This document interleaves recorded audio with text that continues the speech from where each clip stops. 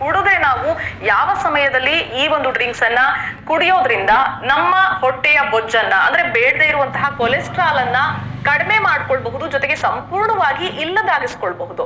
So ಈ ಒಂದು ವಿಚಾರವನ್ನ ನಾನು ನಿಮ್ಗೆ ಇವತ್ತು ತಿಳಿಸ್ಕೊಡ್ತಾ ಇದ್ದೀನಿ. ಮೊದಲನೇದಾಗಿ, ಪ್ರತಿನಿತ್ಯ ರಾತ್ರಿ ಮಲಗೋ ಮುನ್ನ ಬಿಸಿ ನೀರನ್ನ ಅಂದ್ರೆ ನಿಯಮಿತವಾಗಿ ನಿಮ್ಮ ಒಂದು ರುಚಿಗೆ ಅಥವಾ ನಿಮ್ಮ ಒಂದು ಟೆಂಪರೇಚರ್ಗೆ ತಕ್ಕನಂಗೆ ಎಷ್ಟು ಬಿಸಿ ಕುಡಿಯೋದಕ್ಕೆ ಸಾಧ್ಯ ಆಗುತ್ತೋ ಅಷ್ಟು ಬಿಸಿ ನೀರನ್ನ ಕುಡಿದು ರಾತ್ರಿ ಮಲಗುವ ಮುನ್ನ ಒಂದು ಗ್ಲಾಸ್ ಬಿಸಿನೀರನ್ನ ಕುಡಿದು ಮಲಗೋದ್ರಿಂದ ನಿಮ್ಮ ಹೊಟ್ಟೆಯಲ್ಲಿ ಅಥವಾ ನೀವು ತಿಂದಿರುವಂತಹ ಆಹಾರದಲ್ಲಿ ಕೊಲೆಸ್ಟ್ರಾಲ್ ಅಂಶ ಇದ್ರೆ ಆ ಒಂದು ಅಂಶವನ್ನ ಹೊರಹಾಕೋದಕ್ಕೂ ಕೂಡ ಬಿಸಿನೀರು ಸಹಕಾರಿ ಆಗತ್ತೆ.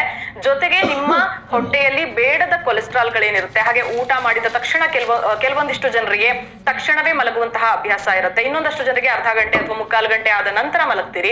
ಸೊ ಇಲ್ಲಿ ನಾವು ತಿಂದಂತಹ ಊಟ ಜೀರ್ಣ ಆಗೋದಕ್ಕೆ ತೊಂದರೆ ಆಗುತ್ತೆ.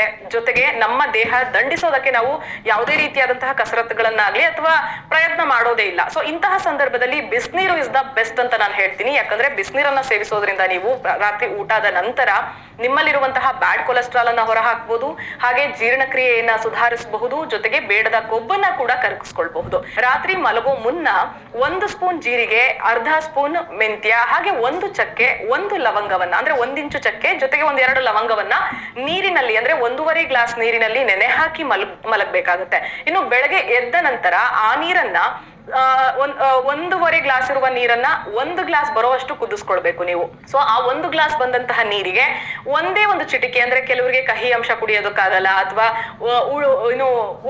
ಹುಳಿ ಅಂಶ ಇದ್ರೂ ಕೂಡ ಕುಡಿಯೋದಕ್ಕಾಗಲ್ಲ. ಸೊ ಅಂಥವ್ರು ಏನ್ ಮಾಡ್ಬೇಕು ಅಂದ್ರೆ ಅರ್ಧ ನಿಂಬೆ ಹೋಳನ್ನ ತೆಗೆದುಕೊಂಡು ಗ್ಲಾಸ್ಗೆ ಆ ರಸವನ್ನ ತೆಗೆದುಕೊಳ್ಳಿ. ಆ ರಸಕ್ಕೆ ಅರ್ಧ ಸ್ಪೂನ್ ನಷ್ಟು ಬೆಲ್ಲ ಅಥವಾ ಅರ್ಧ ಸ್ಪೂನ್ ನಷ್ಟು ಜೇನುತುಪ್ಪವನ್ನ ಆಡ್ ಮಾಡಿ ನೀವು ಕಾಯಿಸಿಟ್ಟಿರುವಂತಹ ಜೀರಾ ನೀರೇನಿದೆ, ಜೀರಿಗೆಯ ನೀರು, ಆ ನೀರನ್ನ ಶೋಧಿಸ್ಕೊಂಡು ಉಗುರು ಬೆಚ್ಚಗಾಗಿರ್ಬಹುದು ಅಥವಾ ಅದಕ್ಕಿಂತ ಸ್ವಲ್ಪ ಜಾಸ್ತಿ ಬಿಸಿಯನ್ನ ನೀವು ಕುಡಿಬಹುದು ಆಗತ್ತೆ ಅನ್ನೋದಾದ್ರೆ, ಸೊ ಅಷ್ಟು ಬಿಸಿ ಇರುವಂತಹ ನೀರನ್ನ ನೀವು ಕುಡಿಯೋದ್ರಿಂದ ಅಂದ್ರೆ ಪ್ರತಿನಿತ್ಯ ಖಾಲಿ ಹೊಟ್ಟೆಯಲ್ಲಿ ಈ ನೀರನ್ನ ಕುಡಿತಾ ಬಂದ್ರೆ ಕಾಲಕ್ರಮೇಣ ನೀವು ಕಂಟಿನ್ಯೂಸ್ ಆಗಿ 1 ತಿಂಗಳು ಬಿಡದೇ ಇರೋ ರೀತಿಯಾಗಿ ಈ ಟಿಪ್ ಅನ್ನ ಫಾಲೋ ಮಾಡಿ ನಿಮ್ಗೆ ಒಂದು ಅನುಭವಕ್ಕೆ ಬರುತ್ತೆ.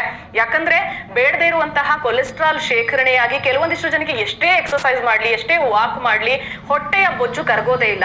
ಸೊ ಇಂತಹ ಸಂದರ್ಭದಲ್ಲಿ ಇಂತಹ ಸಮಸ್ಯೆಯಿಂದ ಯಾರೆಲ್ಲ ಬಳಲ್ತಾ ಇರ್ತೀರಿ ಅಂಥವರು ಈ ಟಿಪ್ ಅನ್ನ ಫಾಲೋ ಮಾಡೋದ್ರಿಂದ ಇನ್ನು ಮುಂದೆ ನಿಮ್ಮ ಗಮನಕ್ಕೆ ಬರುತ್ತೆ. ಸತತವಾಗಿ 1 ತಿಂಗಳಿಂದ ಹಿಡಿದು 2 ತಿಂಗಳು ನೀವು ಫಾಲೋ ಮಾಡಿದ್ರೆ ನಿಮಗೆ ಒಂದು ರಿಸಲ್ಟ್ ಸಿಕ್ಬಿಡುತ್ತೆ. ಬೇಡದೇ ಇರೋ ಕೊಬ್ಬು ಎಷ್ಟರ ಮಟ್ಟಿಗೆ ಕಡಿಮೆ ಆಗಿದೆ ಬಾಡಿಯಲ್ಲಿ ಅನ್ನುವಂತಹ ಅನುಭವ ನಿಮ್ಗೆ ಸಿಗುತ್ತೆ. ಸೊ ಈ 2 ಟಿಪ್ ಅನ್ನ ನೀವು ಫಾಲೋ ಮಾಡಿದ್ರೆ ಪ್ರತಿನಿತ್ಯ ಮರಿದೇ ಇರೋ ರೀತಿ ಬೆಳಗ್ಗೆ ಎದ್ದ ತಕ್ಷಣ ಖಾಲಿ ಹೊಟ್ಟೆಯಲ್ಲಿ ಜೀರಾ ನೀರು ಹಾಗೆ ರಾತ್ರಿ ಊಟದ ನಂತರ ಬಿಸಿ ನೀರನ್ನ ಕುಡಿದು ಮಲಗೋದ್ರಿಂದ ಬೇಡದ ಕೊಬ್ಬನ್ನ ಕರಗಿಸ್ಕೊಳ್ಬಹುದು, ಹಾಗೆ ಸ್ಲಿಮ್ ಆಗಿ ಕೂಡ ಕಾಣಬಹುದು, ಜೊತೆಗೆ ನಿಮ್ಮ ಲುಕ್ ಅನ್ನ ಕೂಡ ಇಂಪ್ರೂವ್ ಮಾಡ್ಕೊಳ್ಬಹುದು. ಸೊ ಇವತ್ತಿನ ಟಿಪ್ ನೀವು ಫಾಲೋ ಮಾಡ್ತೀರಾ ಅಂತ ಭಾವಿಸ್ತಾ ಮುಂದಿನ ಟಿಪ್ ಜೊತೆಗೆ ನಾನು ನಿಮ್ಮನ್ನ ಭೇಟಿ ಆಗ್ತೀನಿ. ಅಲ್ಲಿವರೆಗೂ ನೋಡ್ತಾ ಇರಿ ಜಿ ಕನ್ನಡ ನ್ಯೂಸ್ ಡಿಜಿಟಲ್, ಸತ್ಯವೇ ಸುದ್ದಿಯ ಜೀವಾಳ. What's the color of naturally healthy tea?